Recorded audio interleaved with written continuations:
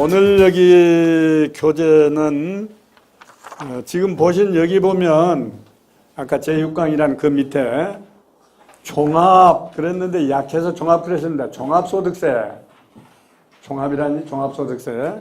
그 다음에 양도소득세, 상속세, 증여세, 주로 이 네 가지를 지금까지 얘기했죠. 부가가치세를 또 한 번 했습니다만은 부가가치세 질문은 별로 없어요. 여러분들한테 들어보니까. 그래서 부가가치세 빼고 주로 질문이 많은 것들 네 가지. 이거 복습합니다. 오늘은 그러니까. 지금까지 했던 거 복습해요. 왜냐하면 이제 저도 처음으로 하니까 어떤 것은 얘기를 좀 해야 될 부분인데 그냥 넘어간 것도 있고 또 어떤 때는 이제 시간에 맞추느라고 그냥 넘어간 것도 있고 그래서 제가 강의를 조금 소홀히 한 대목이 있어서 이런 것도 또 얘기하고 또 여러분들도 한번 들었지만은 뭔지 잘 모르겠고 이런 게 있었잖아요. 그래서 오늘은 복습을 한번 하려고 이렇게 네 가지. 그 다음에 마지막에는 내국세 쟁송 절차 이렇게 나와 있죠. 이건 뭐냐면 지난 시간에 이 표를 붙여놓고 시간이 모자라서 안 했어요. 그래서 마지막으로 쟁송 절차. 그러니까 나한테 세금을 잘못 부과했을 때 내가 어떻게 싸우느냐 정부하고 그 얘기 절차만 여기서 해놓은 것입니다. 오늘 이런 걸 주로 하려고 지금 얘기를 꺼냈습니다.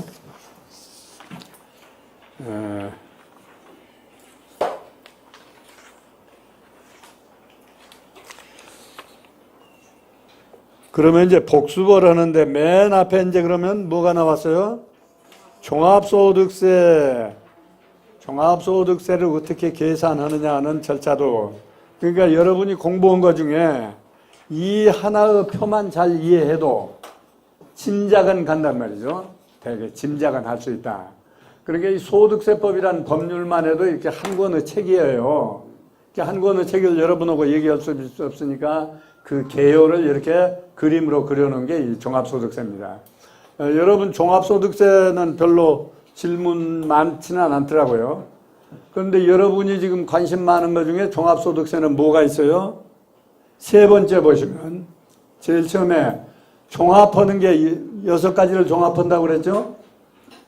6가지를 종합해서 과세를 하나의 단위로 묶어서 과세합니다. 요전에 했지만은 이자소득, 배당소득 이거 합치고 근데 이자소득과 배당소득은 합쳐서 1년에 2천만 원 넘을 때만 종합소득에 합산해서 과세하고 2천만 원이 안 넘으면 상관없습니다. 근데 이번에 세법 개정을 하면서 1,000만 원 넘으면 합산하자 이렇게 얘기를 했다가 뒤로 쑥 들어갔어요. 그러면 뭐 다 걸리죠. 1,000만 원 넘는 사람은. 그래서 우리가 이른바 이자와 배당을 합쳐서 금융소득 이러죠. 금융소득이 2천만 원 넘으면 여기다 합산해야 됩니다. 2천만 원하고 만 원만 더 넘어가도 여기다 합산해서 또 세금을 다시 계산해야 돼요. 그러면 여러분들이 배당을 받고 이자를 받을 때 그냥 나한테 다 주는 게 아니고 세금 떼고 주죠. 그 세금 떼는 걸 뭐라고 그래요? 원천징수. 그러니까 은행에서 다 원천징수하고 세금 떼고 준단 말이죠. 그 세금 떼갔는데 2천만 원 넣으면 다른 소득고 또 임대소득고 또 합산해서 다시 계산해가지고 추가로 더 내라 이렇게 된단 말이에요. 종합소득세가. 근데 다행히 이번에 2천만 원 안 넘고 그냥 1,000만 원 넘으면 한다고 그랬는데 그대로 2천만 원 넘는 사람. 저는 빌딩은 없는데요. 이 종합소득은 맨날 걸려요. 예금이 좀 있고 배당이 있어서 쭉 걸려옵니다. 그래서 요전에 한번 잠깐 얘기했죠. 이자 배당을 이렇게 합산해서 2천만 원이면 종합소득세를 과세하는데 그런데 그 펀드라고 오는데 가입했더니 펀드는 손해도 나고 이익도 나고 그러죠. 일반 이자나 배당은 어때요? 손해란 게 없는데 펀드라고 온 건 손해도 나고 이익도 나는데 손해 난 건 안 빼주고 이익 난 것만 쭉 합산해가지고 과세를 한단 말이에요. 그래서 그 부당하다고 했는데 내가 어떻게 됐다고 그랬어요? 재판에서? 졌다고 그랬죠. 졌어요. 하여튼 이런 겁니다. 그래서 6가지. 여러분은 이제 근로소득자는 아닐 것 같은데 근로소득도 합산하고 연금소득, 그 연금 받으신 분들도 연금액이 일정액 넘는 사람은 또 여기다 합산합니다. 과거에는 안 했는데 이런 게 생겼어요. 기타 소득이라고 하는 것도 합산하고, 그래서 밑에 보세요. 이것을 6가지 소득을 종합한 것을 우리는 종합소득금액이라고 그러죠. 여기서 소득 공제를 해줘. 다 과세하는 게 아니고 여기서 빼주는 게 있어요. 또 종합은 뒤에 빼주는 게 있어요. 거기 여러 가지가 나와 있습니다. 지난번에는 이런 것까지는 설명을 못했죠. 거기 빼주는 게 뭐 있는가 보세요. 기본공제라고 하는 걸 해주고, 기본공제는 본인 것도 기본공제가 있고 배우자 것도 있고 부양가족 것도 있고 이렇게 다 빼줍니다. 그 다음에 두 번째로는 추가공제라고 하는 게 있어요. 추가공제. 그것은 가령 뭐 연로자가 계시다든지 장애인이 가족 중에 있다든지 이런 것도 추가로 공제해주고, 그 다음에 연금보험공제가 있어요. 그 다음에 세 번째로 주택담보 노후연금 이자소득공제. 이건 이제 드물기는 한데 하여튼 이런 복잡한 공제들이 여러 가지 있습니다. 그 다음에 특별소득공제, 보험료나 주택자금 공제. 주택자금을 얻어서 돈을 내고 이자를 내고 그런 사람 공제해주고, 그 다음에 조특법 이랬는데 이것은 조세특례제한법을 약한 글자입니다. 기니까 조세특례제한법. 주로 이렇게 감면만 해주는 법률이 따로 하나 있어요. 이 조특법에 의해서 소기업, 소상공인은 또 공제를 합니다. 아주 적은 업체들. 그 다음에는 또 장기 집합 투자 저축. 이것은 뭐 해당 없는 분들이 많이 계시는데, 이런 여러 가지 것을 소득에서 빼줘요. 전부 과세하는 게 아니고 빼준 나머지를 과세합니다. 그 나머지를 뭐라고 한다고 그랬어요? 용어가 과세표준. 항시 과세표준이 계산돼야만 세액이 계산되니까 그 다음 것이 과세표준이라고 한다고 그랬습니다. 과세표준이 나오면 언제든지 여기다가 세율을 곱해가지고 산출세액, 세액을 산출한다. 그러니까 여러분도 간단한 거 하실 수 있어요. 이 표를 보시면. 그렇죠? 정확하게는 안 하더라도 하실 수 있어요. 그러면 세율은 어떻게 되냐면 제일 낮은 것이 몇 %예요? 6%에서 제일 높은 것이 38%. 근데 지금 개정세법 안에 보면 더 올린다고 그랬어요. 이거보다도 더 올린다. 현재는 38%가 제일 높은데 여기서 얼마 이상이 3억 8천이냐면 3억 8천 이상 된 사람이 3,838을 적용하거든요.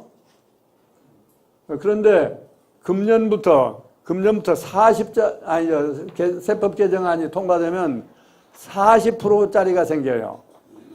40%. 3억 8천 넘는 사람은 40%로 이제 올랐어요, 또. 그리고 3억, 그 다음에 3억 8천부터 5억까지가 그런 게 40%예요. 5억도 넘는 사람. 그럼 또 42%예요. 그러니까 개정세법에 보면 소득이 많은 사람은 2% 두 단계가 또 올라갑니다. 이제 우리로 봐서는 1년에 5억 소득이 이르려면 상당한 소득이 있어야 되겠죠. 근데 이건희 씨 같은 사람은 1년에 소득이 얼마예요? 신문에 보시면? 17조. 아니, 그것은 이제 회사가 얻는 소득이고요. 자기 개인. 예. 개인이 얻는 것은 신문에 보면 3천억 이래요. 1년에 개인 소득이에요. 회사가 생긴 말고 삼성전자나 이런 법인이 말고 거기로부터 배당받는 소득이 3,800억이에요. 3천억이 넘어요. 그러니까 지금 일반 사람들은 그런 사람들 좀 세율 높여라. 돈이 많아. 그렇죠?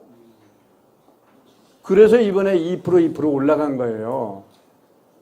그러면 그렇게 소득이 많은 사람은 1%만 올려도 세금이 얼마 늘어납니까? 엄청나게 늘어나잖아요. 근데 지금까지 이걸 못 올렸는데 과감하게 새 정부 들여서 지금 2% 올렸습니다. 그래서 이제 자꾸 세금 많이 올린다고 신문에 또 한편에서는 또 언론에서 세금 너무 많이 올린다 자꾸 그러죠. 근데 이제 이런 얘기가 있습니다. 왜냐하면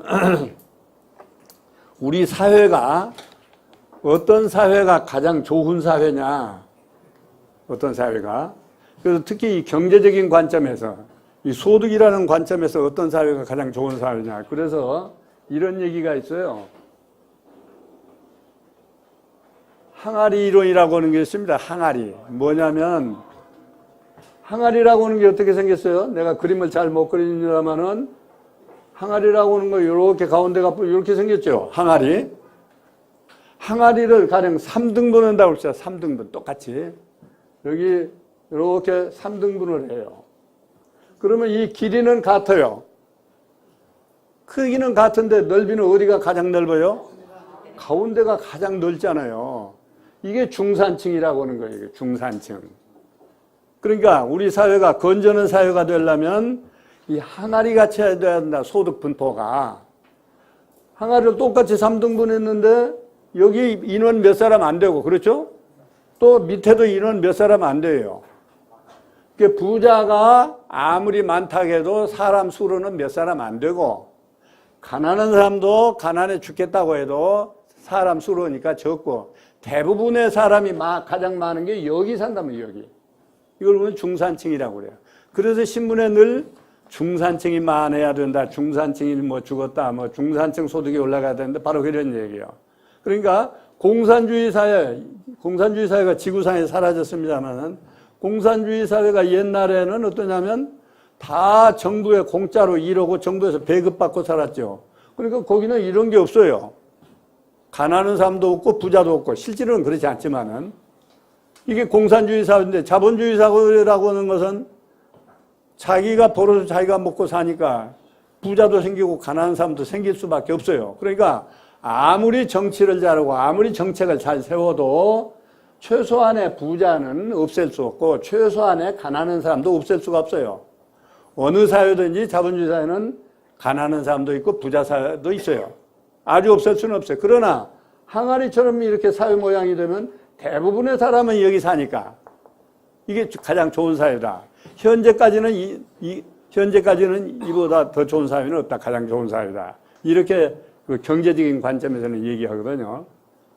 경제적인 관점 아닌 또 다른 정치적인 측면에서는 어떤 사회가 가장 좋아요? 민주주의 사회가 가장 좋다는 거 아닙니까? 그래서 온 세계가 다 민주주의로 하잖아요. 공산주의는 지구에서 자꾸 사라지고.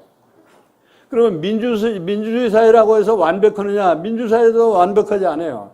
아무리 민주적으로 운영해도 거기서 학대받는 사람이 있고 대접받는 사람이 있고 이렇게 되죠? 똑같을 수는 없잖아요. 그래서 유명한 처칠이 한 얘기가 있어요. 처칠이. 민주주의 사회라고 해서 이게 완벽한 건 아니다. 여기도 잘못된 게 덜어있고 흠이 많이 있다. 그러나 이 지구상에서 인류 역사상 아직까지 인류가 만들어 놓은 제도 중에 이보다 더 나은 제도는 아직 없기 때문에 이걸 우리가 쓰는 것이지 이게 완벽한 건 아니다. 그런 얘기를 했어. 좋은 얘기잖아요. 이보다 더 좋은 건 아직 우리 사람이 못 만들었어요. 제도를. 아직까지는 이게 제일 좋은 제도다. 그래서 우리는 민주주의를 하는 것이지 절대 이게 완벽한 건 아니다. 같은 얘기예요. 그렇죠? 이것도 아무리 잘해도 이걸 완전히 해소할 수는 없다. 그래서 이 세율을 올리는 겁니다. 지금. 그래서 이런 걸 실현하려면 어떻게 해야 되느냐? 요 꼭대기요. 수는 적은데 소득을 많이 가지고 있는 사람. 이 사람한테서 좀 뜯어서 이리 올리고, 그 다음에 또 이 가난한 사람, 이쪽으로 좀 돈 내려 보내고, 이렇게 해야 이런 제도가 된다. 그래서 이제, 세율을 올려, 천상 세금 가지고 이 작용을 하는 수밖에 없으니까. 그렇죠? 그래서 일부에는 얘기가 많지만은 부득이 이렇게 올린 거고, 저 같은 사람도 이번에 이거 잘했다고 대찬성입니다. 그렇잖아요? 1년에 3천억 버는 사람 세금 내고도 뭐 엄청나게 남아서 귀찮을 정도 남는데, 그 조금 더 걷자. 이거 좋은 데는. 하여튼, 그렇게 보시면 되겠습니다. 그래서, 여기 지금 보시는 38% 이거 아직 법률이 통과 안 되어 있기 때문에 그냥 현행 법률로 이렇게 만든 겁니다. 아마 그거 올라갈 겁니다. 2%. 그렇게 가지고 이제 세액이 산출되면, 이게 산출세액이라고 그래요. 세액이 산출되면 여기서 또 빼주는 게 있어요. 산출된 세액에서 또 빼주는 게 있어요. 이걸 우리는 세액공제라고 그래요. 앞에서는 무슨 공제였어요? 소득에서 빼주니까 소득공제. 이번에는 세금까지 다 산출되는데 여기서 또 빼주는 게 있다. 세액공제. 이것도 여러 가지가 있어요. 여러분 한번 저거 쭉 훑어보는 게 좋을 것 같습니다. 특별세액공제. 여기도 보험료 같은 거 특별세액공제. 의료비공제. 그 다음에 교육비공제. 물론 뭐 전부 해주는 거 한도가 전부 있습니다만은 기장세액공제. 여러분 저 장부 맡겨서 하시는 분 그거 다 공제받습니다. 이게 기장세액공제. 그 다음에 외국납부세액공제. 이건 뭐냐면 어떤 사람은 외국에서도 소득이 있고 한국에서 소득이 있죠. 그러면 외국에서 생긴 소득도 한국에 갔다가 여기다 신고를 해야 되는 거예요. 그 대신 여기다 합산해서 신고하는 대신 외국에다 낸 것은 그럼 빼주겠다. 양쪽에 내면 억울하니까. 그러면 어떤 사람이 세금을 더 내느냐. 우리 한국에는 가령 20%인데 미국에는 18%다. 그럼 한국이 2% 더 높죠. 그럼 미국에 18% 냈지만은 합산해놓고 보니까 얼마가 더 올라가요? 2%가 더 추가로 내야 되죠. 그래서 합니다. 그 다음에 근로소득세액공제. 이 근로소득 월급 받는 사람은 특별히 또 세액공제 해주는 게 있습니다. 그 다음에 전자신고를 요새는 많이 하니까 전자신고 세액공제. 또 성실신고라고 하는 게 생겨가지고 요새 납세자를 좀 괴롭히는 게 있습니다. 성실 기준을 만들어 놓고 여기까지 해야 성실신고자다. 성실신고 안 하면 조사하겠다 하고 이 잘못된 게 생겼어요. 그래서 이 제도는 잘못된 거다 하고 제가 신문에 3번이나 썼더라고 보니까. 이번에 세무사회에서 이거 없애달라. 이거 제도를 시행해 보니까 국민들, 납세자들 복잡하기만 하더라고. 없애달라고 지금 요구했는데 될는지 모르겠어요. 그 다음에 중소기업 특별세액 감면. 제조업, 공장 같은 거 하시는 분, 중소기업일 때는 공제해 줍니다. 이렇게 한 나머지만 내가 내는 것이다. 이렇게 다 공제하고. 그러니까 공제할 항목이 좀 소득에서 빼주는 거, 세액에서 빼주는 거 합치면 10가지도 넘죠. 이걸 우리가 잘 활용하는 게 절세입니다. 절세가 딴 게 아니고. 왜냐하면 여러분 아시다시피 여러분 세금 내는데 내가 내 세금은 내는데 이 중에 나는 뭐 공제받는지 모르시죠. 그러니까 공부하시면 앞으로 이것도 있는데 하고 찾으면 공제받을 것들이 있어요. 그래서 이것이 우리가 공부했던 종합소득세입니다. 그 다음 페이지 봅시다.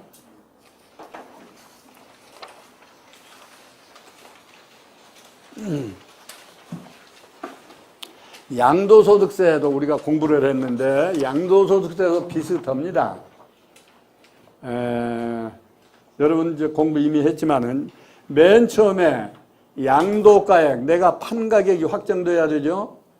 거기서 뭘 빼줍니까?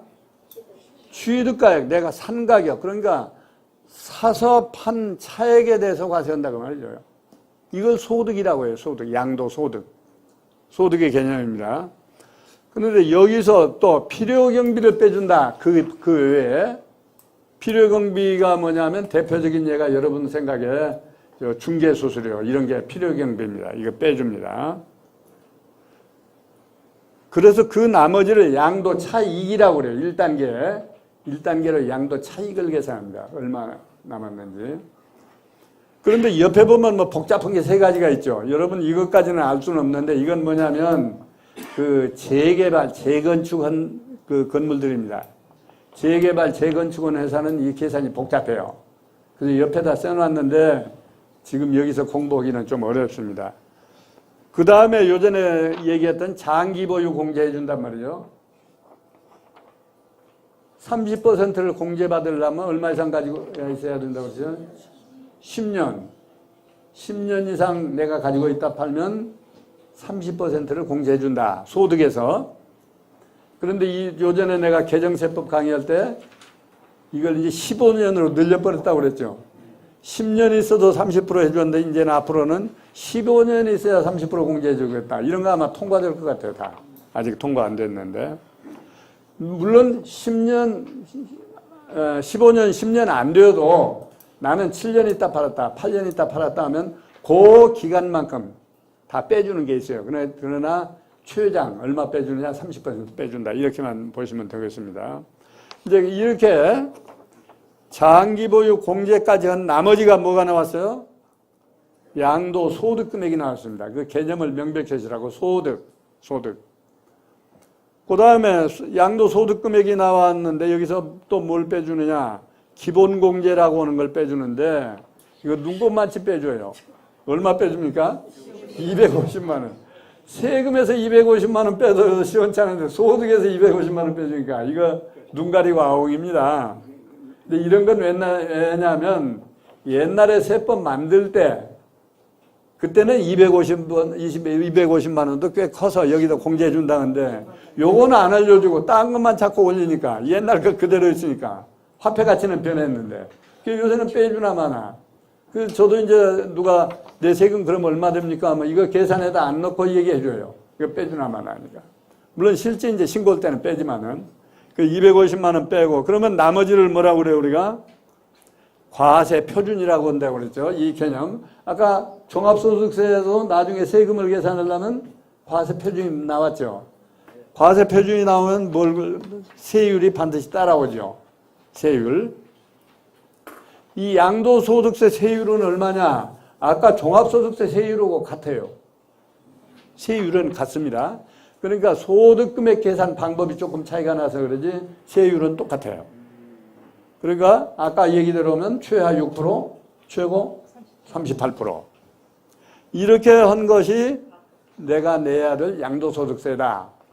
이렇게 보시면 됩니다. 그런데 아까 종합소득세나 양도소득세나 그걸로 내고 끝나는 게 아니고 여기 따라붙는 게 또 한 가지 있죠.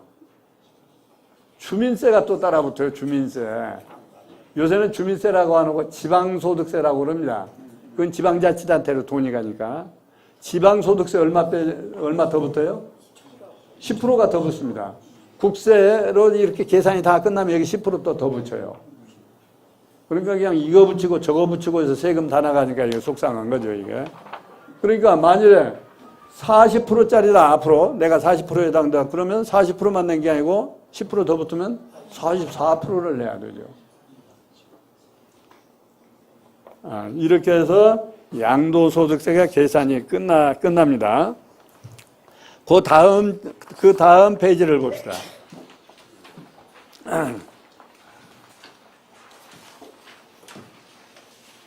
요것도 전에 한번 다 나누어 드렸습니다. 근데 오늘 종합해서 하니까 교재를 안 가지고 오신 분도 있을 것 같아서 이렇게 다 만들었습니다. 요건 뭐냐면 특히 여러분들한테 관심 있는 거예요. 주로 토지 건물 팔았을 때 아까 양도소득 계산하는 게 지금 공부했죠. 그런데 이것이 뒷장을 보니까 복잡하죠. 이건 뭐냐면 내가 건물을 팔았는데 과세하는 형태가 여러 가지예요. 우리는 지금 양도소득세만 했죠. 그런데 이제 이걸 보면 양도소득세로 과세하는 게 아니고 종합소득세로 과세하는 게 있어요. 토지 건물 양도는 양도인데. 그럼 맨 오른쪽을 보세요. 맨 오른쪽에 보면 어떤 것은 양도소득으로 과세한다고 그러고 어떤 것은 뭘로 과세한다고 그랬습니까? 주택신축 판매업으로 과세합니다. 주택신축 판매업인 것도 내나 종합소득에 합산해서 과세합니다. 그 다음에 주택신축 판매업으로 하는 게 쭉 5가지가 나오고 또 어떤 것은 보면 양도소득으로 과세한다고 그랬습니다. 2가지. 그렇죠? 또 내려가면 어떤 것은 주택신축 판매업으로 온다고 그러고 또 주택신축 판매업으로 온다고 그러고 그 다음에는 뭐가 또 한 가지 있습니까? 부동산 매매업으로 과세하는 게 또 있어요. 이렇게 복잡해요. 어떤 것은 부동산 매매업, 어떤 신축해서 파니까 신축 판매업, 또 그냥 파니까 양도소득세 이렇게 여러 가지로 과세한단 말이죠. 맨 끝에 있는 것도 뭡니까? 부동산 매매업이에요. 그러면 여러분은 그러면 어떤 것을 내가 그럼 건물 판 거 내 것은 뭘로 과세해야 되느냐 이렇게 여러 가지가 있는데 그러니까 이때는 반드시 이걸 검토를 해야 돼요. 내 것이 어느 것에 해당되느냐. 왜냐하면 어느 것으로 과세하느냐에 따라서 세액이 달라지거든요. 그러니까 보통 이럴 때는 내 것이 그러면 내가 이거 양도소득세에 해당되느냐, 내가 판 게, 또는 부동산 매매업에 해당되느냐. 여러분 어떠세요? 내가 건물 하나 가지고 있어요, 지금까지. 그거 팔았어요. 어디에 해당될 것 같아요? 일반적으로는 양도소득세인데 부동산 매매업으로 가서 하는 것도 있다고 그랬죠. 그건 뭐냐면 양도는 양도인데 매매를 자주 해. 매매를 해. 그러면 당신은 우연히 건물 가지고 있다 판 게 아니고 부동산 매매를 사업으로 하는 사람 아니냐. 사업으로. 그러니까 부동산 매매를 장사로 하는 사람 아니냐 당신은. 그래가지고 매매업으로 가서 해가지고 종합소득에 합산해요. 그러면 일반적으로 매매업이 더 불리한 경우가 많습니다. 왜냐하면 다른 소득이 있으면 아까 맨 처음에 얘기했던 종합소득에 합산하면 세율이 자꾸 올라가죠. 금액이 높아지면 38%, 뭐 40%, 40% 올라가죠. 그래서 불리합니다. 그러니까 어떤 것은 양도소득으로 과세하는 게 유리하고 어떤 것은 부동산 매매업으로 과세하는 게 유리하고 이래요. 근데 그건 상당히 어렵고 복잡해요. 우리 세무사들도 모르는 사람이 많이 있어요. 어려운 것은. 그러니까 이럴 때는 여러분들이 이렇게 같은 건물인데 여러 가지 형태로 과세한다더라 이렇게 기억만 하고 계시면 이제 전문가한테 가지고 가면 되죠. 내가 어느 쪽으로 과세당하는 게 맞느냐 이렇게 하면. 그러니까 이제 쉽게 얘기하면 내가 쉽게 얘기하면 그런 거예요. 건물 하나 가지고 있다가 어쩌다 한번 팔았다. 그것은 양도소득이고 내가 자주 팔고 사고 해요. 이건 부동산 매매업이고. 그러나 그 판단 기준은 아주 애매합니다. 판단 기준이 애매하니까 그래서 이제 정부에다 그러면 이렇게 애매한데 내가 그러면 어디로 과세해야 맞느냐 자꾸 항의가 있으니까 그 해석을 내는 게 있어요. 뭐라고 했냐면 한 번 6개월 내에 한 번 사가지고 1년 내에 2번 이상 팔면 매매다. 그러니까 어떤 분들은 큰 거 하나 사가지고 쪼개서 이렇게 분양을 한단 말이죠. 여러 개로.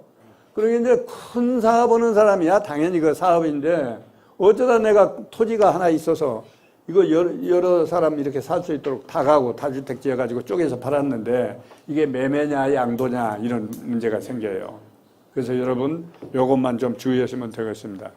그 안에 뭐 복잡한 얘기가 많이 있는데 여러분 그것까지는 복잡해서 어렵고 또 설명할 시간도 적고 하니까 제가 얘기한 것만 딱 기억해놨다가 내가 이 매매에 해당되는가 또는 양도소득에 해당되는가 아니면 신축 판매인가 내가 만일에 지어서 팔았다면 이게 신축 판매겠죠.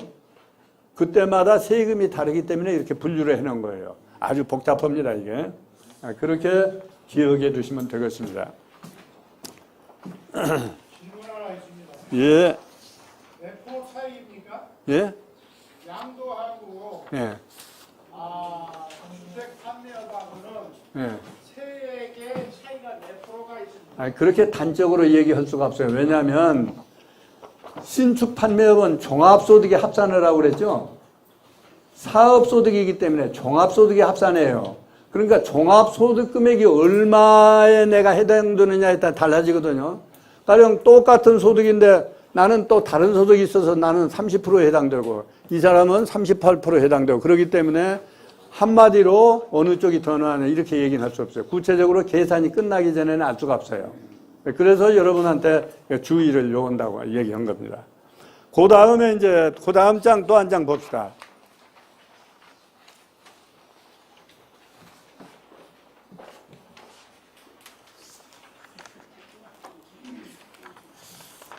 뭐라고 나와 있습니까?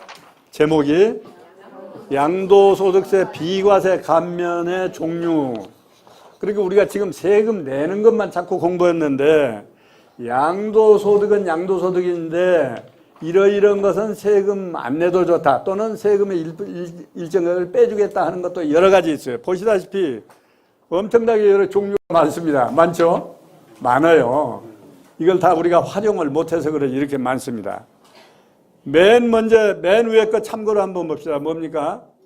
1세대 1주택, 이거 빼준다. 이거 대표적인 거. 1세대 1주택 빼준다. 두 번째는 뭡니까? 조합원 입주권도 1세대가 하나뿐이면 빼준다. 그것도 주택이 있는 거나 같이. 그 다음에 세 번째, 예. 그 다음에 세 번째, 장기 임대주택. 예전에 잠깐 설명을 했죠. 5년 또는 10년 이상 임대하다가 팔면 세금 없다. 근데 여기서 주의할 것은 언제든지 그런 게 아니고 정부에서 일정 기간을 정해놓고 가령 금년 1년만 그렇게 하겠다. 가령 작년 7월부터 금년 6월에 산 것만 그렇게 해주겠다. 수시로 이것을 변경합니다.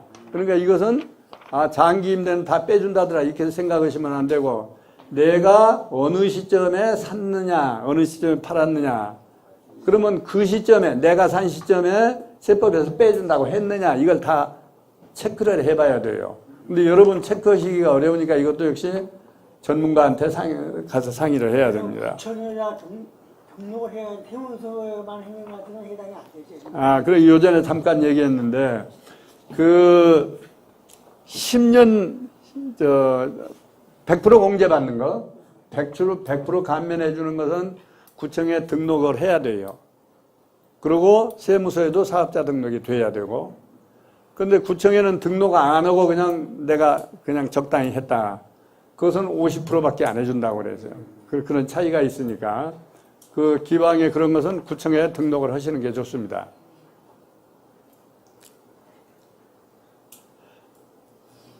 연도가 언제부터 몇 년도까지 그게 수시로 여러 번이 있었어요. 그러니까 생겼다가 없어졌다, 생겼다가 없어졌다 여러 번 했기 때문에 그걸 역사적으로 쭉 살펴봐야 돼요. 그러니까 전문가한테 안 가시면 어렵습니다. 그래서 이렇게 여러 가지니까 내가 다 설명을 할 수가 없고 그 밑에 쭉 보시면 밑에서 두 번째 밑에서 두 번째 보세요. 제목이 신축주택이라고 했죠. 여기 보시면 그런 게 나와요.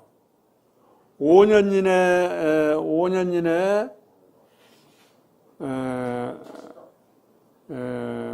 이내 양도한 게 100%짜리가 있고 또 어떤 것은 50%짜리고 이런데 여기다가 기간까지는 명시할 수가 없어서 기간은 어느 때 것이 그랬는가 하는 건 찾아봐야 알아요. 여기 이렇게만 설명했습니다. 그래서 이걸 하나 마치 사전처럼 오늘 나눠드리는 걸 사전처럼 들고 계시면 내가 그런 일이 생길 때 쭉 훑어봐가지고 내가 여기에 해당되겠구나. 그리고 쫓아가서 전문가하고 상의하면 돼요. 근데 그것마저 모르면 그냥 넘어가는 수가 있거든요. 왜냐하면 세무사한테 상의하더라도 본인이 가서 이런 사정을 얘기해줘야 세무사가 계산하지 세무사가 남은 거 다 알아서 계산해주면 또 하나는 세무사도 이걸 다 기억할 수가 없어요. 세무사라고 저도 다 기억 못하는데요. 그러니까 본인이 한번 쭉 내가 여기에 해당되었구나 짐작이 되면 이렇게 가시라 그 말이에요. 구청에서 뭘 신청해야 돼요? 임대사업자 등록을 하시라고 그래요. 등록 구청에 가면. 구청의 임대사업자 등록은 주택뿐만 하는 거죠. 네, 주택. 상가는 하지 상가는 무조건 다 과세 대상이 되기 때문에 않아요. 여러 채 있는 사람들은 어떻게 되나요? 여러 채 다 해야죠. 다 해야 한다고요? 예. 하나하나씩. 한 번 했다고 해서 되는 건 아니니까. 선생님 질문이 있는데요. 예, 저 포드 대통령이 예. 35% 했었는데 15%로 다운했거든. 포드가요? 자기 소득을 갖다가 근데 그 다운 국회에서 방배를 두들겨야 됩니까? 그렇죠. 미국이나 우리나 똑같아요. 입법은 국회가 행하는 거니까 아무리 대통령 소득이라도 안 되죠. 그 다음에 다음 장 또 넘어갑시다.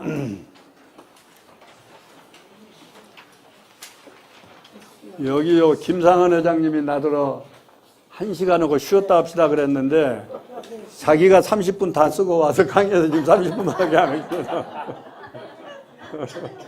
그래서 조금 더 얘기하고 아마 제 건강 걱정해서 그러실 거예요. 요전에 2시간씩 꼬박 했더니 피곤해요. 저 걱정해서 그런 겁니다. 그렇게 이해하시고. 그 다음에 다음 장 넘어가면 농지 임야 등에 대한 양도소득세 비과세 감면. 이것도 많이 여러 가지가 있습니다. 대표적인 게 뭐냐면 중간쯤에 8년 이상 자격 농지. 이거 여러 번 얘기했죠. 저도 본래 촌 사람입니다. 그런데 우리 서울 사람의 90%는 다 촌 사람이거든요, 본래는. 그렇죠? 본래 서울 사람은 10%도 안 된대요, 지금. 전부. 저는 그래서 저를 가리킬 때는 촌 사람이라고 안 하고 촌놈이라고 그래요. 촌놈이 서울에 와서 이렇게 이러고 저러고 하는 거죠.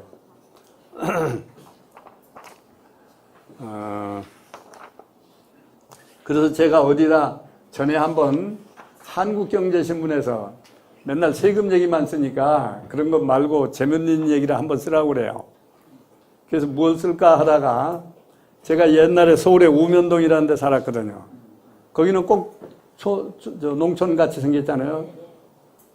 그래서 나는 거기 좋아서 사는 거예요. 그래서 이제 그 수필을 쓰면서 첫 마디에 그랬어요. 저는 태생이 촌놈인지라 이렇게 시작했어요. 그래서 그 동네가 좋아서 산다 이렇게 얘기해요. 본래 다 촌 사람이죠. 그래서 이 농지를 가지고 계신 분, 작용농지 8년 이상 작용했으면 팔아도 세금 없다. 그런 얘기입니다. 그런데 안 팔리거든요. 안 팔리면 농사 그만 지어도 돼요? 안 팔린 건 할 수 없고요. 팔릴 때 내는 거니까 양도소득세는. 네. 근데 아, 무슨 말씀인지 알았어요. 알아요. 그래서 그 얘기를 하려고 그럽니다. 이 8년이라는 그런 기간을 농사를 지어야 되잖아요. 근데 지금은 안 진다. 과거에 8년 했다. 그것도 해당이 돼요. 지금은 안 지어도. 안 지어도 가면은 8년 이상만 했으면 지나간 세월에. 근데 또 하나 이런 거 있어요. 아버지가 5년쯤 농사 짓다가 돌아가셨어요. 내가 또 나머지 5년 했어요. 그러면 더 했어야 안 돼요. 그것도 해줘요. 그런데 증여세는 그것도 안 해줘요. 아버지가 하던 거 내가 이어받아도 증여세는 안 해준대. 그러니까 만약에 그 농지를 증여했다면 증여세 내야 돼요. 근데 상속세, 양도소득세는 해줍니다. 그래서 그렇게 하시고. 요전에 잠깐 또 얘기했는데, 학생들 같으면 늘 오는 사람이 똑같이 오니까 똑같은 얘기 반복 안 하는데 또 안 오신 분, 또 새로 오신 분 막 이러니까 복습해서 다시 얘기합니다. 근데 이제 그러면 자경이란 얘기가 약해서 스스로 농사를 지어야 된다, 스스로 경작해야 된다. 그걸 약해서 지금 자경 이렇게 했거든요. 그러면 스스로 농사를 지어야 되는데 어떻게 하느냐?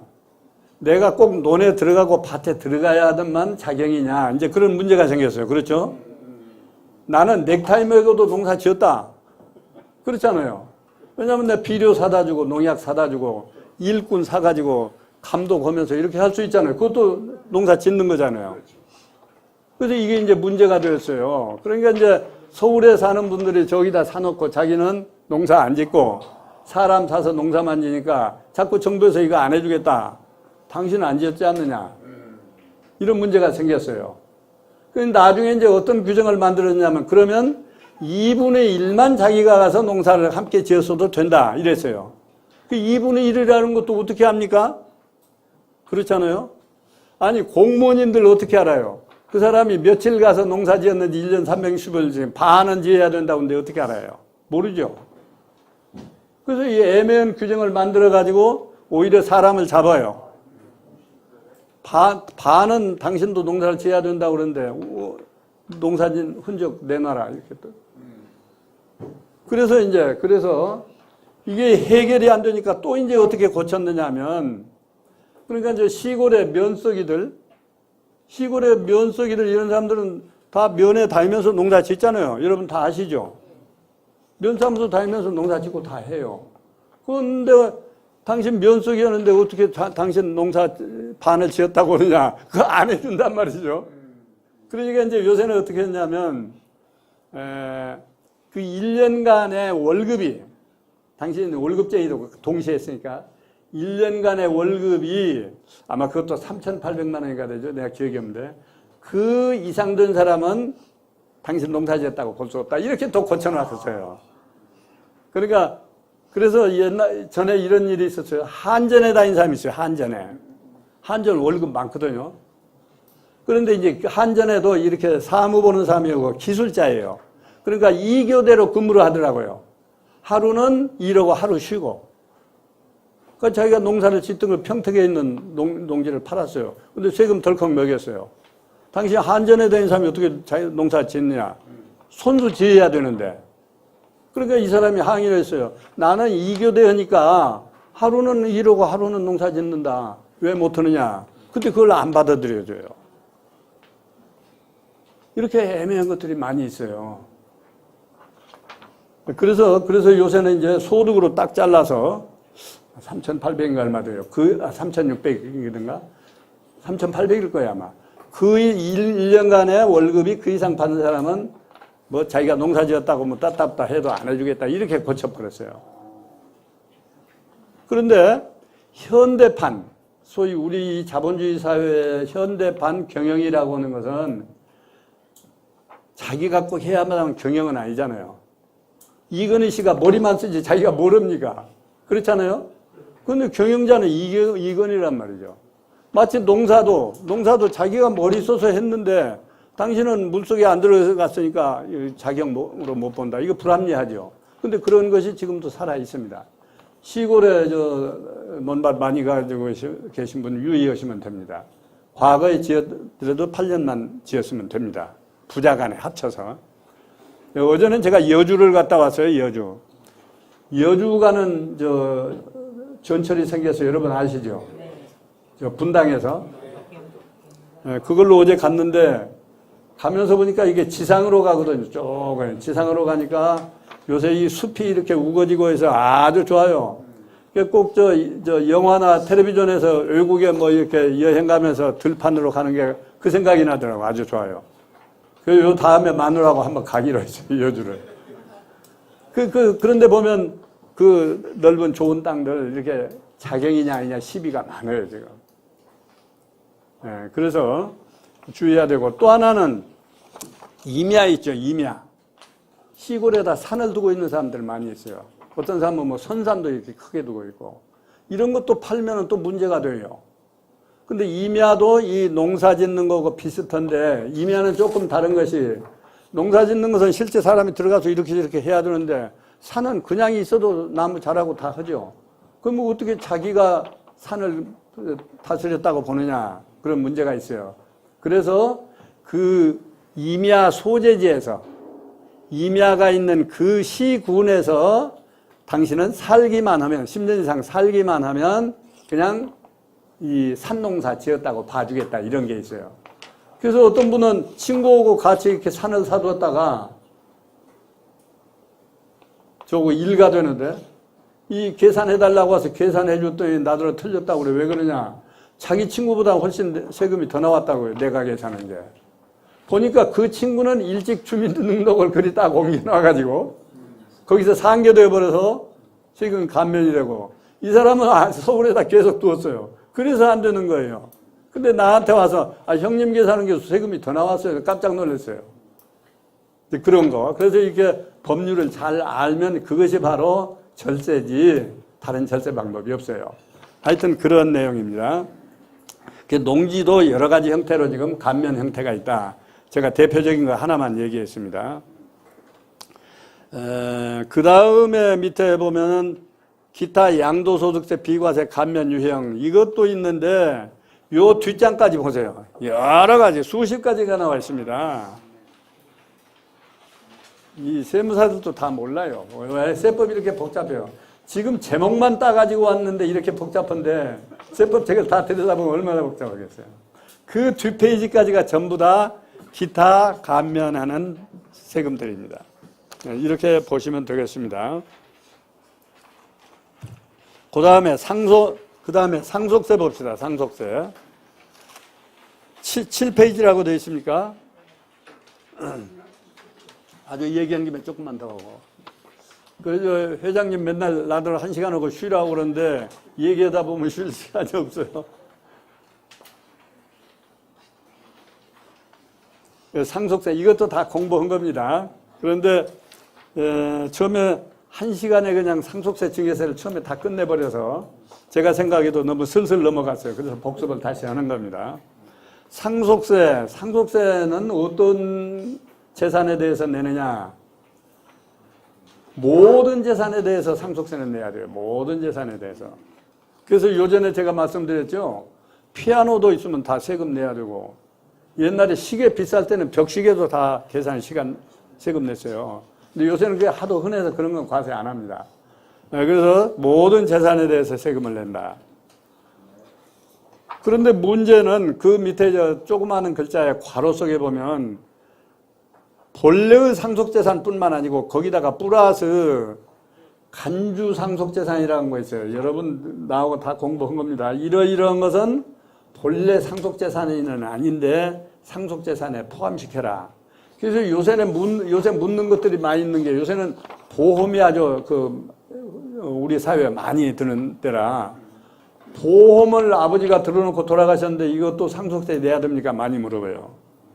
보험금 타는 거. 이것도 내야 돼요.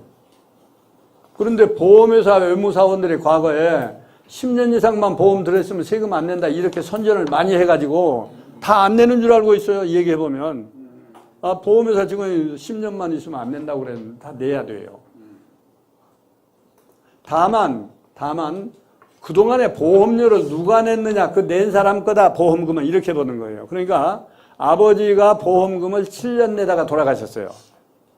나머지 3년 내가 냈어요. 그런 경우에는 아버지가 낸 기간금만 쪼개서 그것만 상속재산에 들어가고 내가 낸 보험료에 해당되는 것은 안 들어가고 이렇게까지 하라고 그랬습니다. 자세하게. 이런 게 이제 간주상속재산 대표적인 거. 그 다음에 추정상속재산, 추정.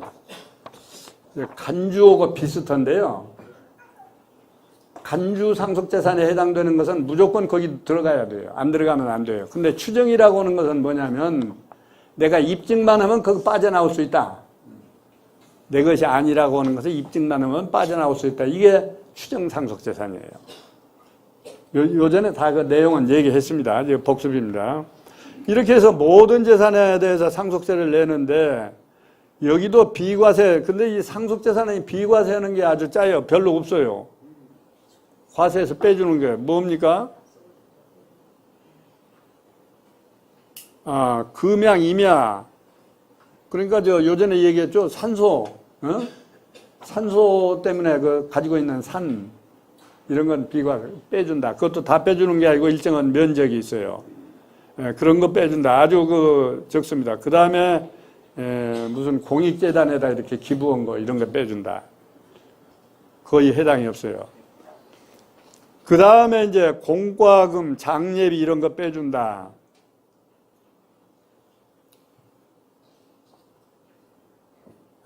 여기 보면 합산 대상 사전증여재산 요전에 얘기했죠. 상속재산이 아니고 본래 증여해버렸어요. 내가 죽기 전에 아들, 딸 다 죽어버렸어요. 그것도 상속재산에 들어가느냐? 그것도 들어간다고 그랬죠. 어떤 것이 들어가요? 10년 넘기 전에는 이것도 다시 아무리 증여했지만은 상속재산에서 다시 합산해야 돼요. 증여세 냈든지 안 냈든지 합산해야 돼요. 증여세를 냈더라도.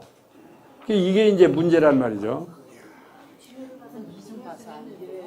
그래서 이중과세 때문에 문제, 그러면 상속세로 계산해가지고 먼저 증여세 낸 건 거기서 빼주겠다 이렇게 돼 있어요. 그러니까 이중계산은 아니죠. 그 대신 무엇 때문에 세금이 늘어납니까? 금액이 커지니까 세율이 올라가가지고 차익이 추가로 고지되죠. 이게 이제 제일 문제다.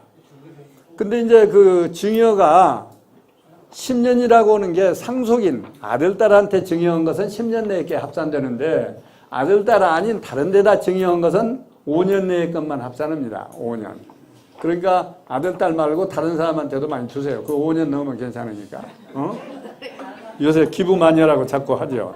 저도 못합니다만은. 그러니까 다른 사람한테 준 것은 5년만 넘으면 괜찮은데 자녀한테 준 것은 10년 내에 거 합산해야 된다. 이와 같이 계산한 결과를 뭐라고 그래요? 상속세 과세가액이라고 합니다. 과세가액. 여기도 역시 빼주는 게 있습니다. 상속세 과세가액에서 뭐냐면 첫째, 가족에 대한 공제를 해줘요. 여기도.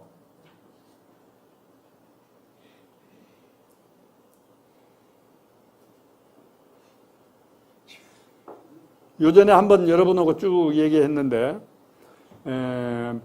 제일 많이 공제하는 게 어떤 거예요? 배우자. 배우자 몫으로 무조건 5억 원 빼줍니다. 그 다음에 자녀가 있으면 자녀 몫으로 5억을 또 빼줍니다. 그 나머지 또 계산 방법이 있기는 한데 요새 아들, 딸 적게 낳아서 해당되는 사람이 별로 없더라고요. 대부분 5억 빼주면 맞아요. 그러니까 약 10억은 과세 안 된다 이렇게 보면 돼요. 그러니까 여러분 상담하면 내가 물어봐요. 전체 재산이 얼마나 됩니까? 왜냐하면 10억 안 넣으면 그건 생각할 필요도 없으니까. 이거 공제건 하면 끝나니까. 그런데 배우자가 없는 사람은 억울하게 배우자 공제를 안 해주니까 자녀 공제만 해줘요. 5억만. 근데 들어보면 자녀도 없는 사람이 요새 세상에도 있어요. 그러면 자녀 공제도 못 받아요. 다 과세되는 거죠. 그런 사람들이 있습니다. 자녀가 몇 명이면 상관없어요? 그러니까 이제 자녀가 몇 사람이냐에 따라서 계산 방법이 있는데 그렇게 해봤자 5억이 대부분 안 넘어요. 뭐 자식이 막 7, 8명 여러 있는 사람은 혹시 넘을 수가 있어요. 거기다 한 사람당 얼마 곱하기 7명 하면 넘는데 보통은 다 안 넘어요. 그러니까 안 넘는 사람은 하나 있거나 다섯 있거나 다 5억은 빼준다. 그래서 여기 보면 일괄 빼줍니다. 해외에 있어도 빼줍니다. 좋은 질문을 하셨습니다. 이 공제는 다른 거하고 달라서 혈족에 따라서 공제해 줍니다. 그러니까 외국에 있든지 없든지 간에 내 혈족이면 다 공제를 해줘요. 어디서 살든지 간에. 근데 거꾸로 며느리 얘기한 사람들인데 며느리는 또 공제 안 해줘요. 예. 국적이 한국인이야. 국적하고 상관없어요. 국적이 아니라도 혈통만 같으면 해줘요. 그러니까 뭐라고 하면 족보 갖다 대면 돼요. 나 같은 혈족이다 하면 돼요. 그래서 상속세만은 철저하게 그 혈통주의다 이렇게 보시면 됩니다. 그래서 보통 10억까지는 세금 없다 이렇게 보시면 되고. 며느리도 족보 갖다 대고. 며느리는 족보대도 안 돼요. 혈통이 다르니까. 손주는 해주는데 손주는 손주의 아버지가 있으면 안 해주고 아버지가 손주보다도 먼저 돌아가셨다. 그럴 때는 손자가 아버지를 대신해서 받아요. 그 경우 아니면 안 해줘요. 외손주? 외손주는 혈통이 같아야 돼. 혈통이라고 하는 거 우리나라는 어떻게 하냐면 동성동본이라야 혈통이 같다고 보는 거예요. 동성동본. 우리나라는 철저하게 동성동본 따지잖아요. 만나자마자 너 본이 어디하고 따지잖아요. 동성동본이라 해야 됩니다. 그래서 며느리 안 해주는 거예요. 동성동본 아니니까. 그런데 이제 요새는 조금 달라진 게 8천만 넘으면 혼인도 하라고 해줬어요. 민법에서. 동성동본도. 그러면 어떻게 할 거냐. 그런 문제가 남아있지만 하여튼 안 해줍니다. 여기 써져 있어요. 그러니까 예금 같은 거 금융재산, 주식 같은 거, 이 금융재산을 신고하면 그 신고한 금액의 20% 빼줘요. 20%. 왜냐하면 다른 것은 좀 숨길 수 있고 거짓말 할 수 있는데 이 예금된 건 꼼짝없이 다 낸다. 그래가지고 20% 빼주는 거예요. 네, 예. 그 다음에 이제 이것까지 뺀 나머지를, 감정소지료까지 빼서 그 다음에 과세 표준이 나오죠. 이 세 번마다 과세 표준이라는 게 등장하죠. 세액을 계산하려면 과세 표준이 있어야 되니까. 그래서 이제 나머지를 우리는 과세 표준이라고 그러고 여기다 세율을 곱하면 상속세액이 얼마인가가 나옵니다. 세율을 한번 쭉 봅시다. 재미있어요. 얼마입니까? 맨 처음에 과세 표준에 따라서 1억까지가 몇 퍼센트? 1억은 넘었는데 또 5억 원까지 나머지 4억은 20%. 또 5억 원 넘었는데 10억까지 나머지 5억에 대해서는 30%. 또 10억에서 30억 사이에는 40%. 30억 넘는 것은 50%. 그리고 심지어 부자들 미워하는 사람들은 상속세도 올리라고 자꾸 하는 사람들이 있어요. 50%나 되는데, 정보고 나하고 반하자고 하는데, 부자들 더 올려라 자꾸 그런 사람들이 있어요. 공지시값 따지는 건 아니에요. 그것은 이제 평가 문제인데요. 이 재산을 얼마짜리로 보느냐 평가 문제인데, 그 평가 문제는 복잡하고 어려워요. 근데 일반적으로, 여러분들 가지고 있는 부동산은 이렇게 딱 간단하게 얘기하면 부동산은 이렇게 판단하시면 됩니다. 아파트는 이렇게 규격품이죠. 규격이 똑같죠. 성냥꽉처럼 똑같죠. 그렇기 때문에 아파트는 옆집 얼마 팔렸는지 이런 걸 다 봐가지고 과세합니다. 그것이 이제 건설교통부 그 인터넷에 들어가면 그 가격이, 매매 실례가 다 나와 있어요. 몇 톤에 얼마 팔았다, 얼마. 그걸 보고 되게 과세하고, 그거 아닌 것은 기준시가로 하시면 돼요. 그거 아닌 것은. 예. 왜냐하면 비슷한 게 있지만은 비슷할 뿐이지 똑같지는 않기 때문에 그걸 옆집하고 비교해서 과세할 수가 없어요. 단독주택 이런 것은 그냥 기준시가로 해도 됩니다.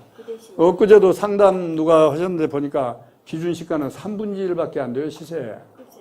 예. 그 대신 이제 상가가 있으면 상가 일찍 따라 또. 상가 같은 것도 아파트처럼 똑같은 거 아니면 기준시가로 해도 별 이상이 없습니다. 근데 평가 방법이 사실은 여러 가지가 있어요. 한 4가지가, 5가지, 6가지가 있는데, 이제 대표적인 것만 지금 얘기를 하니까, 그냥 그렇게 아시면 되겠습니다. 판단을 그렇게 하시면 되겠습니다. 그러니까 아파트 아닌 것은 그냥 기준시가로 계산해도 별 일이 없다.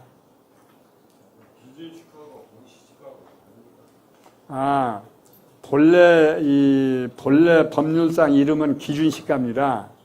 근데 기준시가 중에 토지는 공시지가라고 하자 이렇게 돼 있어요. 그러니까 공시지가는 넓은 의미의 기준시가고 토지 아닌 것은 다 기준시가라고 그러고, 그러니까 기준시가 속에는 건물도 포함되어 가지고 토지도 포함되어 가지고 그렇습니다.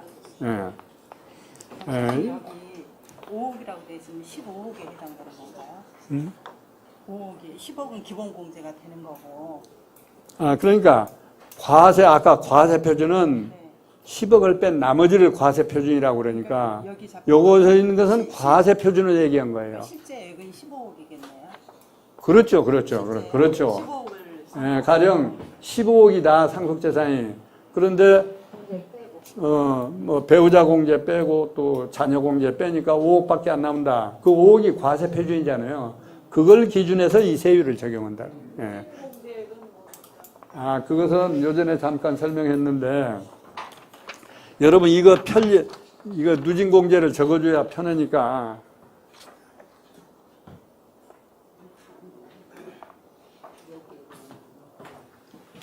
가령 1억까지는 얼마라고 그랬어요? 10%죠. 그런데 여기 표현해 보면 뭐라고 했냐면 5억은 얼마예요? 20%죠. 그러면 보통 알기로는, 그러면 내가 과세 표준이 5억이다 그러면 전부로 20% 적용하는 줄 알아요. 그게 아니고 1억에 대해서는 이미 10%는 세금 계산이 끝났어요. 그럼 얼마입니까? 1,000만 원. 10%니까. 그러면 1억은 이미 계산이 끝났으니까 5억 중에 나머지 4억만 20% 하는 거예요. 그러면 얼마냐면 8천. 그럼 합치면 9천. 그냥 5억에다 20%면 얼마입니까? 1억인데 이렇게 하니까 9천이죠. 그러니까 이렇게 계산하려면 50%까지 계산하면 여러 단계를 다 계산을 해야 되죠. 그러니까 복잡하니까 거기 누진공제라고 하는 것은 이렇게 계산할 게 아니고 그냥 가령 10억이다. 그럼 여기는 30% 계산, 30%죠, 세율이. 그냥 10억에다 30%를 곱하면 아까 3억이죠. 근데 아까 이미 계산한 건 빼주라고 그랬죠. 이미 계산한 걸 빼주는 것이 누진공제예요. 그러면 아까 이렇게 하는 방법이나 이렇게 하는 방법이나 일치해요, 세금이. 그래서 계산의 편의를 위해서 누진공제액을 써준 거니까 여러분은 그냥 내가 해당되는 거에다 해당 세율을 곱한 뒤에 누진공제를 빼면 일치합니다. 계산이. 아시겠죠? 이 정도 아시면 이제 상당히 공부하신 거예요, 지금. 예. 감정평가. 지난번 할 때는 내가 감정평가 얘기도 상당히 했는데, 오늘 지금 시간이 없어서. 감정평가 방법도 여러 가지 복잡합니다. 그래서 여기다 다 표에다 집어넣을 수가 없어서 지금 안 넣었어요. 근데 거기 보면, 감정평가라고 하는 것은 그냥 감정하면 돼요. 감정의사이다. 그럼 무조건 그거 믿어줘요. 그러니까 감정을 해서 불리하면 하시지 말고 유리하면 하고 그러면 돼요. 선택해서. 그렇죠? 감정을 해서 유리하면 하고 불리하면 안 하면 돼요. 이렇게 해서 세액이 산출된다. 여기까지 했습니다. 상속세는 그게 왜 안 붙어요? 그게 다행이요. 아까 종합소득세, 양도소득세 이런 건 다 주민세를 10% 더 붙인다고 그랬죠. 상속세, 증여세는 그건 안 붙여요. 또. 네. 세법이 이렇게 복잡하게 만들어졌습니다. 그 다음 페이지 봅시다. 상속공제의 종류가 나와 있죠. 상속공제의 종류 있죠. 근데 이것은 지금 제가 대충 설명한 것들을 더 자세히 해놓은 겁니다. 이게. 그러니까 이거 보시면 무슨 공제는 얼마 해주고 무슨 공제는 얼마 해주고 쭉 나와요. 그러니까 이것은 제가 별도로 설명을 안 하려합니다. 그러니까 여러분이 필요하시면 보면 아까 요 강사는 대충만 얘기하더니 이렇게 자세하게 나와 있구나 이렇게 보시면 돼요. 아까 얘기한 것 중에 딱 한 가지 빠진 게 있는데 배우자 공제 얼마 해준다고 했어요? 5억인데 재산이 많은 사람은 자기 비율만 해도 뭐 20억, 30억, 40억 가는데 5억만 해주면 너무 적죠. 재산이 많은 사람. 이제 그런 사람은 배우자의 몫을 계산했더니 5억이 넘어요. 배우자 몫만 계산해도. 그럴 때는 더 빼줘요. 가령 내 몫을 계산했더니 배우자 몫을 계산했더니 내 몫이 20억이에요. 근데 5억만 해주면 안 되니까 20억을 다 빼줘요. 다만 30억이 넘으면 안 해주겠다. 30억까지만 해주겠다. 그러니까 재산이 좀 크신 분들은 30억까지도 공제받을 수 있습니다. 배우자 몫으로. 예. 대신에 배우자 앞으로 등기를 해야 되는 거예요. 그렇습니다. 배우자 앞으로 등기를 내요. 신고 기한까지. 신고 기한까지 그거 안 하면 나중에 뭐 배우자로 했다 이건 인정 안 해줘요. 그걸 그렇게만 보시면 되고 시간이 없으니까 여러분 이건 나중에 보시기 바랍니다.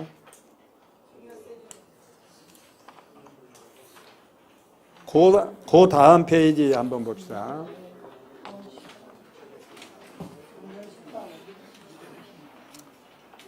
상속세, 증여세, 세율표. 이건 방금 설명한 겁니다. 구체적으로 좀 얘기한 것 뿐입니다. 그 밑에 보세요. 증여 추정 배제 기준이라는 게 나왔습니다. 요건 뭐냐면 여러분들 걱정하는 게 전부 아들, 딸 뭐 집을 사줘야 할 텐데 뭐 이게 걱정하잖아요.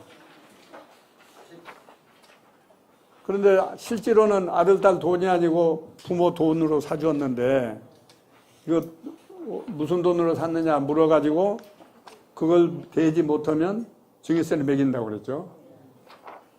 그런데 요전에도 잠깐 얘기했습니다만은 집 없는 사람 처음으로 집 한 채 사는데 그렇게 다 매기면 야박하니까 일정액까지는 조사 안 하고 그냥 넘겨주겠다 하는 것이 요 배제 기준입니다. 여기 보시면은 첫째 두 가지로 나눠 있습니다. 하나는 세대주인 경우고 하나는 세대주가 아닌 경우. 그래서 세대주인 경우에는 또 나이가 30세 이상 된 경우하고 40세 이상 된 경우. 30세 넘었는데 40세는 아직 안 되었다. 얼마 해줘요? 2억. 주택인 경우에. 40세 넘어가면 4억까지 해줍니다. 그러니까 상당히 혜택이 있어요. 그런데 이것은 비과세나 감면은 아니고 그냥 조사 안 하고 그냥 넘어가 주겠다 그런 거예요. 예. 그래서 여기에만 해당되면 조사 안 합니다. 예? 자금 출처. 무슨 돈으로 샀느냐 물었을 때 요 이하짜리는 아예 안 물어본다 그거예요. 그 다음에 세대주가 아닌 경우에는 얼마? 30세까지는 1억, 40세까지는 2억 이렇게 됐습니다. 그러니까 요걸 미리 아시면은 자녀들 그렇게 집을 마련해 줘야 되겠는데 자녀들 월급 받아서 저희들 살기도 바쁜데 언제 집 사요? 천상 부모들이 사주잖아요. 그러니까 이런 건 미리미리 좀 생각하면 가령 아직 30세도 안 됐다 그러면 2억짜리 사주면 되잖아요. 2억이야. 그거 나중에 자꾸 키워가면 되거든. 그렇죠? 그러니까 가격이 주택이 2억 이하인 걸. 산 가격이. 산 가격이. 예. 산 가격이. 술기, 뭐 세기, 뭐 이런 것까지 다. 2억을 주고 그러면 안 되는 거잖아. 예? 산 가격이. 실제 산 가격이. 왜냐하면 산 가격이 국세청에 정보가 다 가잖아요.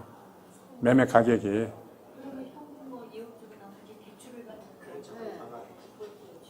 근데 그것은 이거하고는 조금 달라요. 그것은 나중에 무슨 입증을 하라고 하면 이거 사실은 빚어서 샀다 이렇게 하면 되는데 이것은 그게 아니고 아예 조사를 안 하겠다. 그러니까 4억 이하짜는 묻지를 않겠다 그런 얘기니까 그 자금 출처하고는 조금 다릅니다. 애들 앞으로 우리 앞으로 커서 아들이 들이래요. 근데 그게 많이 올랐어요. 할 거는 어떻게 돼요? 팔 때요? 팔면 양도소득세 내야 되죠. 1세대 1주택에 해당되면 안 내고. 1세대 1주택에 해당되면 세금 안 내고. 그게 아니면은 팔면은 세금 다 내야 된다고 그랬잖아요. 자녀들은 얼마까지 이제 응? 상속세 판 경우에는 뭐 아무 상관이 없습니다. 예. 근데 이거 4억짜리를 부모가 해주고 기간이 또 있어야 돼. 또 딴 거 사주면 안 되지. 10년? 그런데 이제 그걸 이제 세무서에서 그렇게 관리를 철저하게 하느냐 하는 문제만 남아 있어요. 넘어간다 이거지. 그 다음에 그러니까 가령 30세 넘으면 얼마 해줘요? 4억짜리까지 되잖아요. 40세. 그러니까 40세 넘으면 요새 40세 넘은 사람들 많이 넘어서 집 산 사람들 많죠. 월급쟁이들. 예? 여러분들은 부자 되니까 그렇지. 가난한 사람들을 아들, 딸 4억짜리 사주기 어렵잖아요. 아니 5년 전에 사주고 또 사주면 거리는 만약에 부부 공동 명의로 했을 때 8억 이상이 가능할까요? 40세 이상 부부. 안 돼. 본래는 이제 자기 몫만 계산하는 게 맞아요. 본래는. 공동 명의로 했을 때. 그런데 이제 정보가 이렇게 이 집 얼마에 팔렸다 국세청에 들어가면 자기들은 이렇게 전산만 쭉 떠고 판단해서 이렇게 조사를 하니까 잘못하면 걸리고 그래요. 본래는 따로 하는 건데. 그러니까 이 40세 넘어서 4억짜리만 사도 가난한 사람들 생각해 보세요. 아들. 지 돈도 아닌데 부모가 사주는 건데 실제로는. 그러니까 이게 굉장한 혜택. 그러니까 미리 머리를 쓰면 그렇죠? 쌀 때 사줘가지고 이렇게 키우고 하고. 그러면 나중에 그거 오르면 그거 팔고 또 딴 데 사죠. 그때는 이제 당당하죠. 아, 나 이거 팔아서 이거 내가 보태 샀다 이러면 되죠. 그렇게 보시면 됩니다. 또 하나는 가령 여기서 보는 2억 4억이 넘어도 내가 그동안에 번 돈이 그 이상 많이 벌었다. 그런 게 입증되면 또 괜찮아요. 근데 국세청에서 다 정보를 알고 있어요. 본인이 얼마 벌었는지 다 알고 있어요. 그러니까 설사 5억짜리를 샀더라도 국세청에서 딱딱 정보를 그 사람 거 주민등록만 넣으면 정보가 다 나오거든요. 경제 정보가 전부 나옵니다. 보고 이 사람 돈은 상당히 그동안에 벌었네. 그러면 조사 안 해요. 그렇게 못하는 사람, 그렇게 자기 소득으로 입증이 못하는 사람이 이제 이 혜택을 받는 거예요. 소득을 100%다 소명해야 되나요? 아니면 80%나 소명하면 되나요? 그것도 이제 규정이 있기는 있어요. 그런데 방금 설명한 것은 거기는 이제 증여세법에 있는 거고 여기 이 방금 얘기한 설명은 그냥 따지기 전에 아예 이건 조사를 그냥 안 하겠다, 눈 감아주겠다 그런 것이니까 그거는 별도 문제입니다. 10년이 지나면 뭐 어떻게 되나? 10년을 지나면 정당한 지 10년이 지나면 10년 넘어서 뭐 조사하는 건 없을 거예요.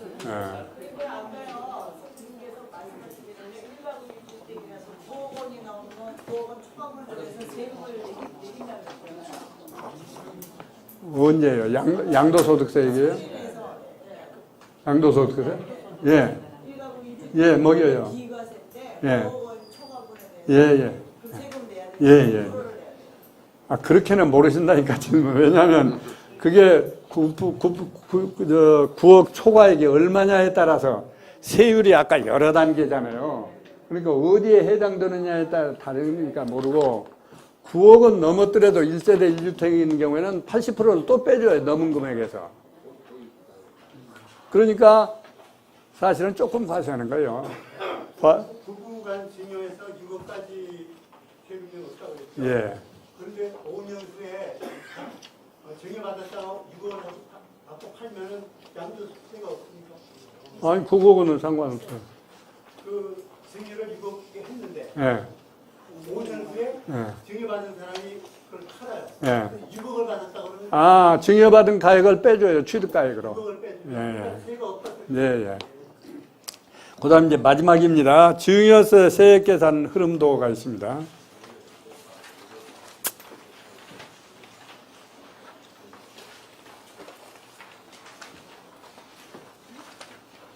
아까 상속세보다는 조금 간단하죠. 이것도 근데 하나의 표로.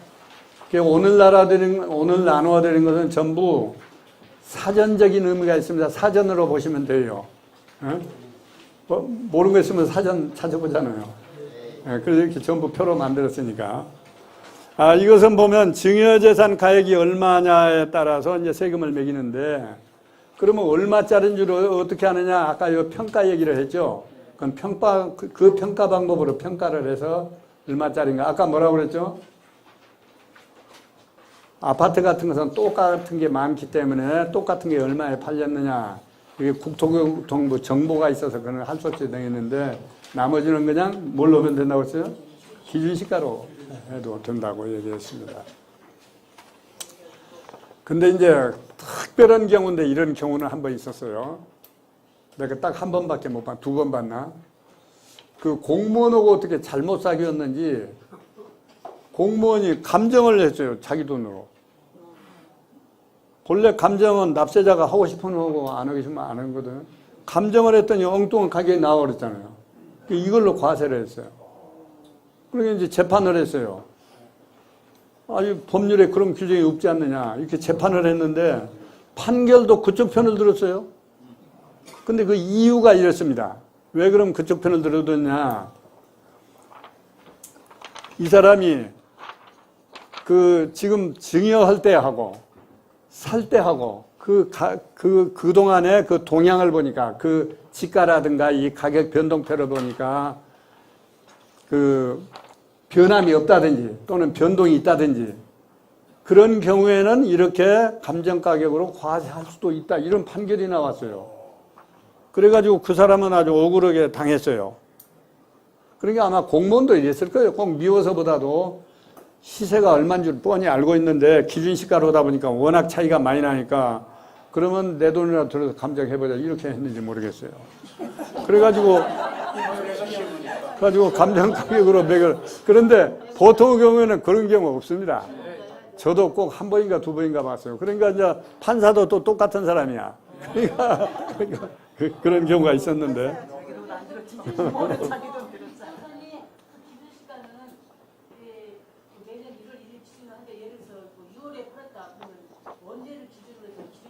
기준시가는 기준시가를 매년 고시를 하죠. 정부에서.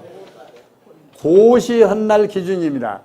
고시되기 전까지는 작년도 그 적용하고 고시된 날 후부터만 고시된 가격을 새로 정해옵니다. 1월 1일이 아니고.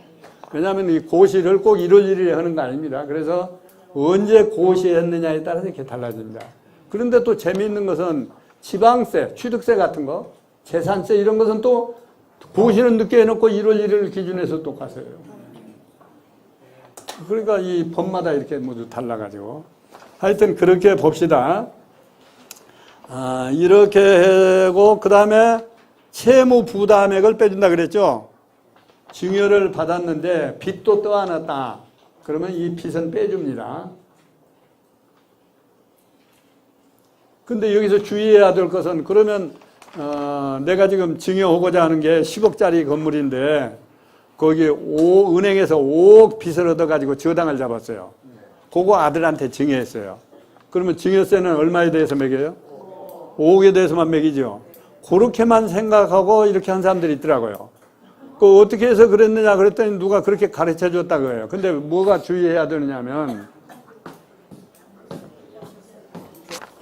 이거 참 주의해야 돼요. 가령 이만한 토지 또는 이만한 건물을 증여했다고 그럽시다. 이게 10억짜리예요. 10억짜리를 아들한테 증여했어요. 그런데 여기 담보가 5억이 들어있어요. 그럼 방금 얘기다시피 담보는 채무니까 뺀 나머지 5억에 대해서만 세금을 매긴단 말이죠. 5억은 아까 증여세가 얼마입니까? 20%. 그러니까 1억은 10%고 나머지 4억 20%니까 9천 됐죠? 그것만 매긴다. 그건 맞아요. 증여세를. 그런데 그러면 이 사람은 5억 빼주었단 말이죠. 그러면 누구든지 다 이렇게 하면 될 거 아닙니까? 그러면 어떤 심은 사람은 10억짜리인데 은행에서 10억 얻어다 하면 하나도 세금 낼 거 없죠. 그래서 국세청에서는 어떻게 했냐면 요 증여세에서 빼준 이 채무 요 부분은 양도소득세를 매기겠다 이렇게 돼 있어요. 그러면 어떻게 했냐면 절반은 증여세 내고 절반은 양도소득세를 내라 그런 얘기예요. 이런 이론은 왜 그러냐면 그러면 아버지가 이걸 팔아가지고 절반을 팔아가지고 돈으로 준 거고 똑같지 않느냐. 그러니까 양도소득세 내라 그런 얘기예요. 그리고 이거 주의하셔야 돼요. 증여세가 싼 거예요. 아, 그건 또 차이가 다 나요. 세율이 차이가 있으니까. 전세보증금도 채무입니다. 마찬가지 이론입니다. 그러니까 여러분 주의하실 것은 전세보증금이 5억이 들어있다. 이거 빼줘요. 증여세 낼 때는. 그것도 반환을 채무니까. 그 대신 양도소득세 매겨요. 그런데 어떤 때는 양도소득세로 내는 게 차라리 유리할 때도 있고 어떤 건 차라리 증여세로 다 내는 게 유리할 때도 있고 그래요. 그러니까 이것도 반드시 계산을 해봐야 돼요. 전문가하고 상의를 해가지고 어느 것이 유리하냐. 이런 게 다 절세예요. 이런 게. 그래서 이렇게 계산하시고 증여세. 그 다음에 그러면 이런 증여공제를 한 다음에 여기도 세율이 나와 있죠. 세율. 가운데 세율표가 있죠. 1억까지는 얼마 쭉 나와 있죠. 이것은 상속세하고 세율이 똑같아요. 여기 적어놓긴 했는데 아까 뭐 1억까지는 10%, 5억까지 20% 이게 세율이 똑같아요. 증여세하고 똑같아요. 지난번에도 시간이 없어서 이걸 얘기 안 했는데 오늘도 시간이 없네요. 이것은 뭐냐면 내가 세금을 억울하게 맞았다. 그런 경우에 구제받는 길도 정부에서 마련해 줘야 되잖아요. 구제받는 절차입니다. 그래서 여기서 주의할 것은 내가 이의 신청을 하든지 심사 청구를 하든지 이제 구제해달라고 청구를 하잖아요. 이 기간을 잘 지켜야 돼요. 꼭. 기간 넘으면 별개 억울해도 안 해줘요. 여기 보면 맨 처음에 맨 아래 보세요. 맨 아래 불복 청구인 그랬죠? 이게 납세자예요. 납세자. 납세자가 억울하다고 만일에 하려면 며칠 내에 해야 돼요? 90일 내에. 요것만 잘 지키면 괜찮아요. 90일에서 하루만 넘어도 이거 소용없어요. 이것은 억울하고 뭐가 안 봐줘요. 자기가 그 고지서를 받은 날로부터. 법률에는 처분의 통지를 받은 날, 표현이 이렇게 되는데 여러분 그냥 고지서 받은 날로 보시면 됩니다. 그래서 여러분 주의할 것은 모든 이 공문은, 서류는 반드시 받자마자 그 받은 날짜를 써놔야 돼요, 거기다. 그렇지 않으면 자기도 잊어버려요. 그러니까 중요한 문서는 내가 받자마자 오늘 받은 날, 며칠 날 꼭 써놓으셔야 돼요. 그날부터 딱 90일 넘어서 하루만 넘어도 안 됩니다. 그런데 이때 이 그림에서 보시다시피 세무서장한테 할 수도 있고 맨 처음에 지방국세청장한테 가서도 할 수 있고 아니면 심판청구라고 해서 조세심판원에 직접 가도 되고 그러니까 여러 갈래가 있어요. 세무서장한테 쫓아가든지 지방국세청장한테 쫓아가든지 아니면 조세심판원이 있어요. 재무부 산하에. 그 심판원에 쫓아가든지 간에 90일 내에만 쫓아가면 돼요. 근데 물론 그냥 빈손으로 가시면 안 되고 청구서, 서식을 다 만들어 가지고 가야 되죠. 이래서 억울하니까 얼마 세금 취소해달라 이렇게 써가지고 가야 되죠. 이거 재판하고 똑같다고 생각하면 돼요. 변호사가 그냥 한 게 아니라 그 소장을 써서 내야 되죠. 이것도 다 써서 내야 되죠. 이렇게 해서 마지막에는 어디까지 가요? 마지막에? 안 되면? 제일 꼭대기에 뭐라고 썼어요? 행정소송. 그러니까 행정관청에서 안 해주면 행정소송을 해야 되는데 그러면 소송은 맨 먼저 어디로 갑니까? 1심 법원, 지방법원으로 가야 되죠. 맨 처음에 1심. 그 다음에 여기서 안 되면 2심 고등법원, 안 되면 대법원. 그런데 법률 자체가 잘못됐다 내가 보니까 세무공무원이 잘못한 게 아니고 법률 자체가 잘못됐다. 그러면 어디 가야 돼요? 헌법재판소에 가야 돼요. 이렇게 해서 구제받으면 되는데 여러분 그냥 어디로 가든지 90일 넘으면 절대 안 된다. 이것만 딱 기억하시면 되겠어요. 그렇게 해서 오늘 제가 할 얘기를 거의 다 마쳤습니다.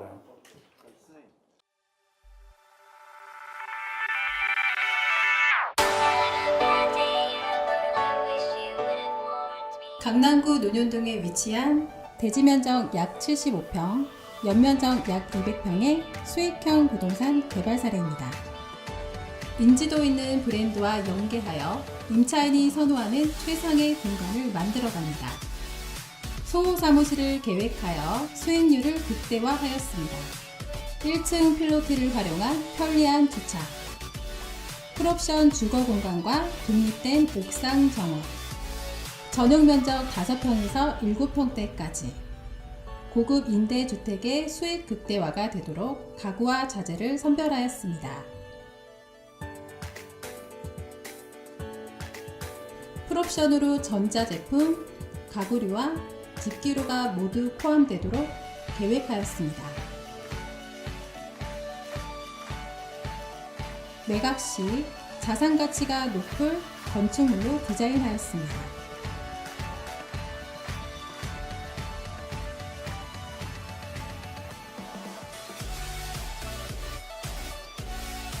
보유 부동산과 투자 부동산의 탁월한 시장 분석과 주거 공간의 경험으로 최고의 품질과 최상의 수익을 함께 창출해 나가겠습니다.